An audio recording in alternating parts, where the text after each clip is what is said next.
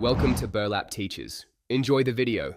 In this video, I will explain how to turn on a Porsche Cayenne. First, locate your key fob.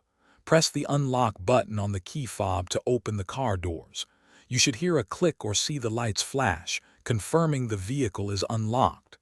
This remote function works from several feet away, making entry convenient. Once unlocked, you can open the driver's door and get inside. Now that you are inside, take a moment to get comfortable in the driver's seat. Look to the right side of the steering column. You will find the ignition slot. This slot is specifically designed for your Porsche key-like device. Gently but firmly insert the device all the way into the slot until it clicks into place. This action prepares the vehicle for ignition. With the key device inserted, place your right foot firmly on the brake pedal. This is a crucial safety step before starting the engine. Now, turn the key-like device clockwise to the start position. Hold it there for just a moment, typically 1 or 2 seconds, until the engine roars to life.